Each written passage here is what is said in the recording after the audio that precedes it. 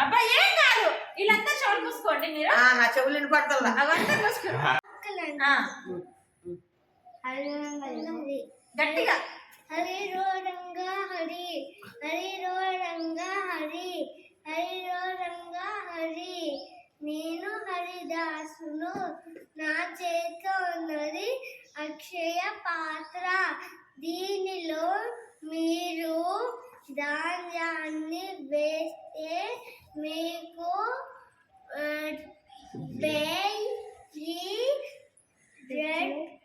1000 రెట్లు పుణ్యము